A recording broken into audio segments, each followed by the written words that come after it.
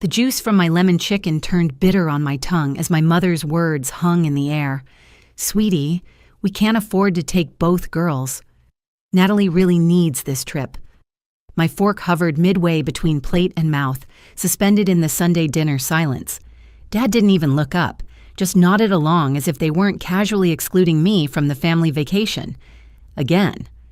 The European trip I'd unknowingly helped fund with my monthly family contributions.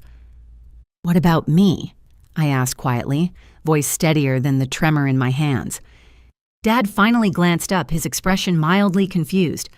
"Honey, you can take your own vacation anytime. You have that good job." My good job.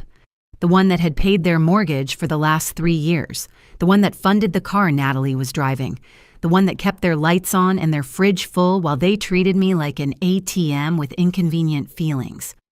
My name is Kimberly. I'm 28 and a financial analyst. This is the story of how I stopped being my family's bank account and started being the architect of my own life. Natalie has always been the golden child, pretty, charismatic, loud enough to command attention in any room. I was the reliable one, the quiet achiever, the human safety net. When her car broke down, I bought the replacement. When Dad's hours were cut, I covered the mortgage. When Mom wanted new furniture, I paid the difference. Just this once. That once stretched into years of financial drain disguised as family duty. I'd been sending $800 monthly since I was 20, watching my savings account shrink while theirs expanded. They called it helping family. I called it survival because love always came with a bill attached. When I finally bought myself a new car, after years of driving a rattling sedan with no air conditioning, Mom frowned at the modest sedan. "Do you really need something that fancy?" When I moved into my own apartment, Dad sighed heavily. "You're abandoning the family, Kimberly." This while I was the only one keeping their household afloat. Meanwhile, Natalie dropped out of college to pursue her passion for content creation. She posted brunches, bought ring lights, and somehow her constant overdraft fees became my emergency. I kept telling myself they'd recognize the difference someday between helping and being used, but the more I gave, the less I existed outside their needs. Last year on my birthday, they let me pick the restaurant, then handed me the check. "Your treat, right?" Dad joked, as if we all understood this was the natural order of things. I laughed because tears weren't permitted. Later that night, Mom called. "Sweetheart, Natalie's behind on rent again. You can cover it, can't you?" Her voice was soft, guilt masquerading as maternal concern, and I said yes, again. In college, I skipped spring break to work overtime. I sent the bonus to cover Mom's credit card bill while Natalie posted pool photos with the caption, "Family first." She meant my wallet. The family I funded never included me as anything but a resource. After that Sunday dinner announcement, something inside me went quiet. Not broken, just done. The kind of silence that comes when the truth becomes too loud to ignore anymore. For the first time in years, I opened my bank statements, spreading them across my kitchen table like evidence at a crime scene. I traced every transaction with my fingertip. 10 years of helping, 10 years of watching my future shrink while their lifestyle bloomed on my dime. The numbers didn't lie. $96,000 in mortgage payments, $47,000 in household purchases, refrigerator, washer, dryer, furniture, Natalie's car, all of it sitting in that house. My money, their comfort. I thought about every thank you that never came. Every time they'd say, "You're so lucky you have a good job," as if my hard work was a privilege, not the reason they could afford to live without worry. That weekend, I printed every receipt, every text where they'd promised to pay me back. I made folders color-coded by year, labeled with dates if they ever questioned what I'd given. I needed proof that my generosity wasn't a fairy tale I'd invented. Then I met with a lawyer. She flipped through my documents, eyebrows rising higher with each page. "Most people don't keep records like this," she said, impressed despite herself. "I guess I learned to document everything when love came with terms and conditions," I replied. She smiled sadly. "Then you already know your worth." She explained that legally, ownership stays with whoever paid unless transferred in writing. Every big-ticket item I'd bought was still mine. That sentence settled in my chest like oxygen after years underwater. I walked out of her office lighter. Not happy yet, but clearer. For years, I thought leaving meant betrayal. Now I understood. Staying had been the real betrayal of myself. I started searching for apartments in Denver, a city I'd always loved but never dared to claim. The mountains, the clean air, the distance from constant emotional taxation. It felt like a life I hadn't earned yet. But maybe I finally could. At night, I'd sit by my window watching the skyline flicker against the glass. My laptop glowed with listings, each one a small act of rebellion. Between tabs for moving companies and rental quotes, I created a new folder simply titled My Life. For the first time, I wasn't saving documents for proof. I was saving plans for freedom. At work, I requested remote status. My manager didn't even hesitate. "You've earned the flexibility, Kimberly." That one sentence felt more genuinely supportive than anything my parents had said in years. With my remote work arrangement approved 3 weeks before my family's trip, I was able to arrange my finances properly. I stopped my monthly transfers to my parents, quietly setting aside that money for my own fresh start. After years of supporting their household, I finally had enough savings for my security deposit and first month's rent in Denver. I stopped answering every family text immediately, paused before saying yes to another favor. Each hesitation felt like reclaiming a piece of myself I didn't realize had been surrendered. For the first time, I imagined a life where my money and my peace both belonged to me. And as the flight confirmation for their Europe trip appeared in our family chat, I smiled to myself. The day they boarded that plane, I would stop being their financial backup plan. They left on a Tuesday morning, 3 suitcases, 1 oversized tote, and a promise to FaceTime from Paris. Mom kissed my cheek like she was doing me a favor. "Keep the houseplants alive, honey," she said, as if that was a fair exchange for exclusion. Natalie smirked from the back seat. "Don't miss us too much." Their laughter faded down the street as the taxi pulled away. I stood on the driveway and exhaled. The air felt different, clean, sharp, mine. By 8 a.m., I made my first call. "Hi, this is Kimberly Pearson. I'd like to schedule a pickup for tomorrow."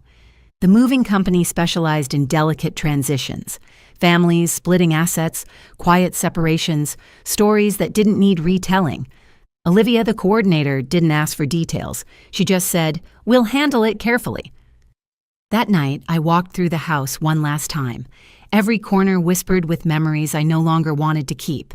The refrigerator I bought humming in the kitchen, the washer spinning softly in the utility room, the couch where I'd once cried silently while Natalie's laughter filled the room. Everything here bore my fingerprints except love. I took photos for documentation, each click a small goodbye. It wasn't vengeance, it was accounting. Wednesday morning, the trucks arrived. 2 men in gray uniforms, polite, efficient. I handed them my folder, receipts, inventory, serial numbers. They didn't need explanations. They'd seen this story before in different houses with different faces. The refrigerator went first, then the furniture, the washer, the new TV, Natalie's vanity desk.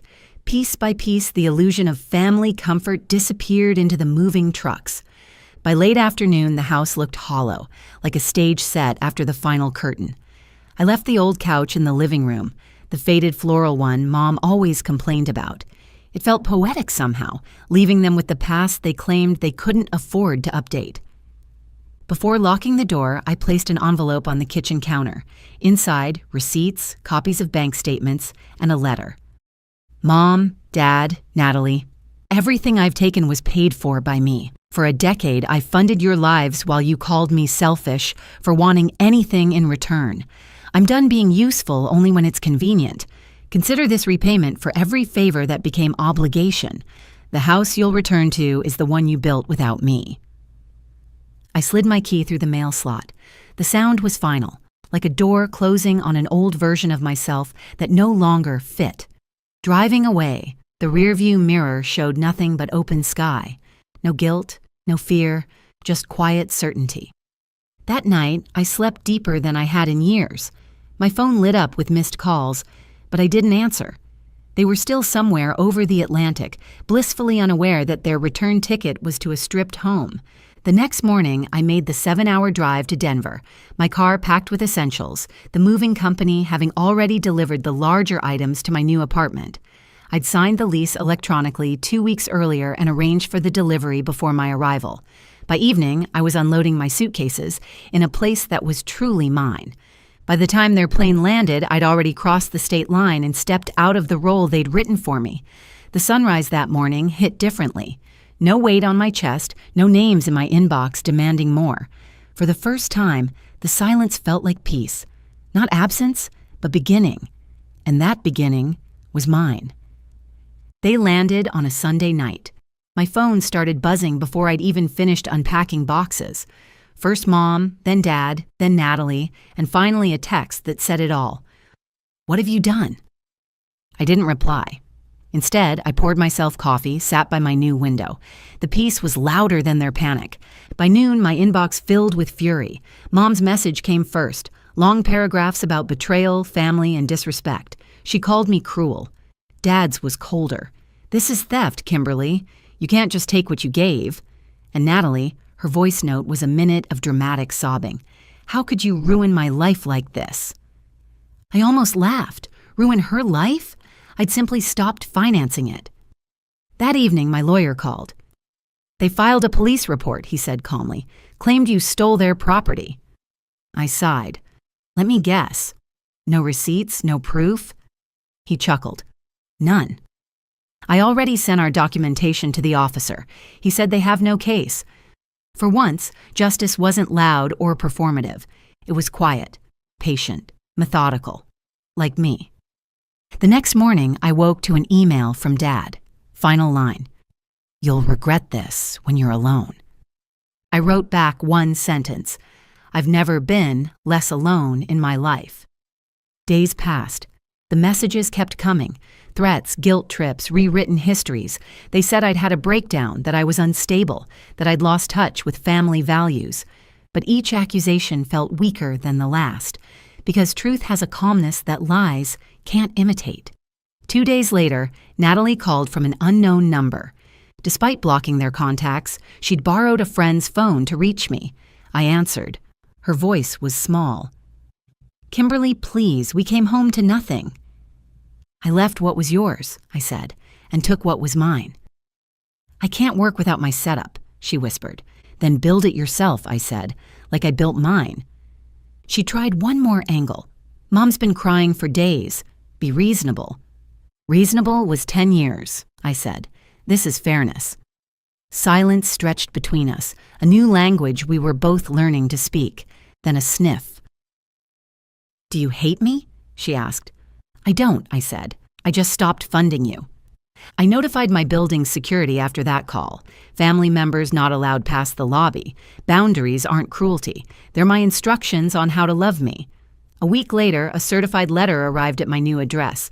They'd gotten my location from my workplace's HR department by claiming a family emergency.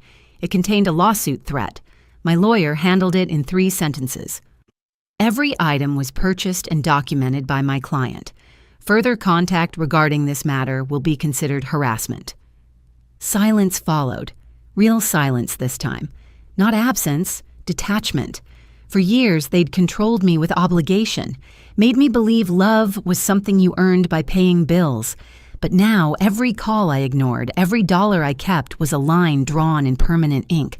I wasn't their provider anymore. I wasn't their emotional vault or financial cushion.